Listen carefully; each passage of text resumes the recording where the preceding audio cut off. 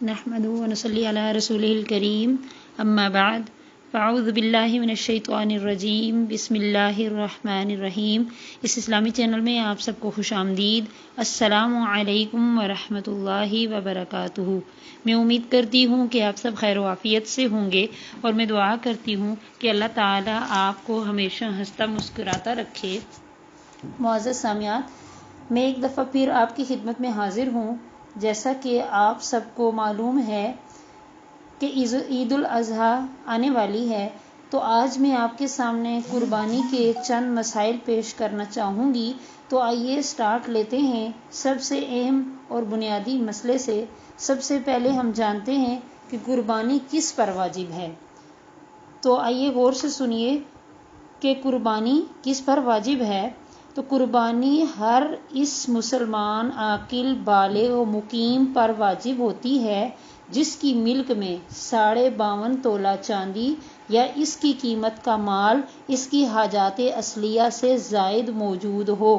یہ مال خواہ سونا چاندی یا اس کے زیورات ہوں، یا مال تجارت، یا ضرورت سے زائد گھریلو سامان، یا مسکونہ مکان۔ مسکونہ مکان سے مراد یہ ہے کہ جس گھر میں وہ رہتے ہوں، یعنی جس گھر میں رہ رہے ہوں اس مکان کو مسکونہ مکان کہیں گے، یا مسکونہ مکان سے زائد کوئی مکان ہو، یعنی جس میں نہ رہ رہے ہوں، ویسے کوئی بند پڑا ہوا گھر ہو، مکان ہو، یا پلاٹ وغیرہ ہو۔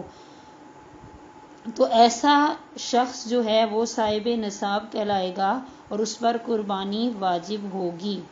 قربانی کے معاملے میں اس مال پر سال بھر کا گزرنا بھی شرط نہیں ہے، اور اس کے علاوہ اگر کوئی بچہ ہے، چھوٹا ہے، نابالغ ہے، اور اس پر قربانی واجب نہیں ہوگی۔ اور اس کے علاوہ اگر کوئی مجنون ہے، یعنی اس کا دماغ صحیح طور پہ کام نہیں کرتا، پاگل ہے یا مجنون ہے، تو اس کی ملک میں یا بچے کی ملک میں اگر اتنا مال ہو کہ جو صاحب نصاب تک پہنچتا ہو، تو بھی اس پر یا اس کی طرف سے اس کے ولی پر قربانی واجب نہیں ہوگی۔ اسی طرح جو شخص شرعی قاعدے کے موافق مسافر ہو، اس پر بھی قربانی لازم نہیں۔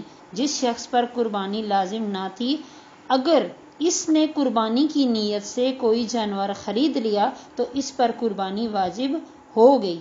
یعنی کہ اگر کسی پر نہیں تھی قربانی واجب، لیکن اس نے قربانی کا جانور واجب نہ ہوتے ہوئے بھی اگر لے لیا، تو پھر کیا ہوگا کہ پھر اس پر واجب ہو جائے گی، پھر اس کو قربانی کرنی پڑے گی۔ اب رہا یہ مسئلہ کہ قربانی کیا ایک دفعہ کرے گا، 2 دفعہ کرے گا، 3 دفعہ کرے گا، کتنی دفعہ کرنی پڑے گی۔ تو قربانی صاحب نصاب پر ہر سال واجب ہے، یعنی جب بھی وہ صاحب نصاب ہو، ہر اس سال میں اس انسان پر قربانی کیا ہوگی، واجب ہو جائے گی۔ قربانی صاحب نصاب پر زکوٰۃ کی طرح ہر سال واجب ہوتی ہے، لیکن اس کا فرق یہ ہے کہ قربانی کے واجب ہونے کے لیے صاحب نصاب پر سال کا گزرنا ضروری نہیں ہے۔ اس مسئلہ کو سمجھنے کے لیے یہ سمجھنا ضروری ہے کہ زکوٰۃ اور قربانی کے درمیان کیا فرق ہے۔ تو واضح رہے کہ زکوٰۃ بھی صاحب نصاب پر واجب ہوتی ہے اور قربانی بھی صاحب نصاب پر ہی واجب ہوتی ہے، مگر دونوں کے درمیان 2 وجہ سے فرق ہے۔ ایک یہ کہ زکوٰۃ کے واجب ہونے کے لیے شرط ہے کہ نصاب پر سال گزر گیا ہو۔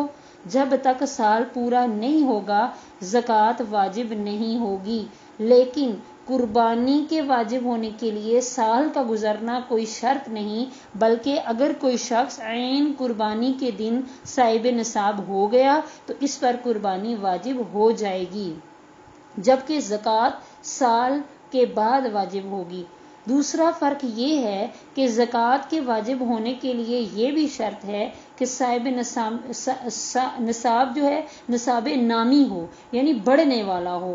شریعت کی اصطلاح میں سونا، چاندی، نقد روپیہ مال تجارت اور چرنے والے جانور مال نامی کہلاتے ہیں۔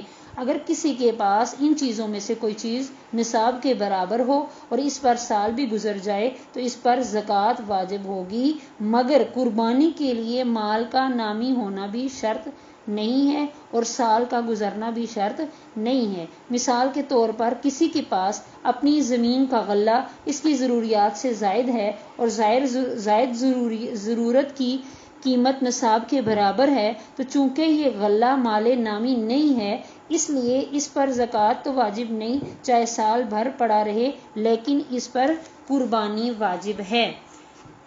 تو یہ تو تھا مسئلہ کہ قربانی کس پر واجب ہے۔ تو آئیے اب دوسرے مسئلے کی طرف چلتے ہیں۔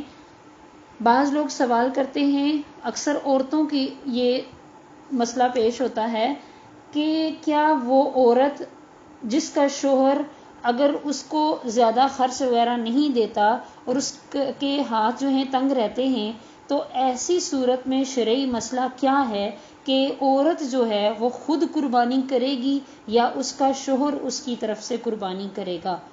تو یہ غور سے سنیے گا، خصوصاً عورتوں کے متعلق ہے کہ عورتیں جو اگر کوئی عورت خود صاحب نصاب ہو تو اس پر قربانی واجب ہے، یعنی عورت کو اپنی طرف سے خود قربانی کرنی پڑے گی بشرطیہ کہ وہ صاحب نصاب ہو، ورنہ مرد کے ذمے بیوی کی طرف سے قربانی کرنا ضروری نہیں ہے۔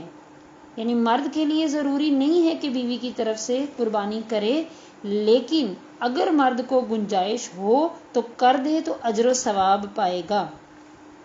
تو جی معزز سامعات، یہ قربانی کے متعلق چند مسائل تھے جو آپ کے سامنے میں نے پیش کیے۔ قربانی کے مزید مسائل جاننے کے لیے ہمارے ساتھ رہیے گا، کل مزید انشاءاللہ ان مسائل پر بات ہوگی۔ کل تک کے لیے اجازت دیجیے، اللہ حافظ۔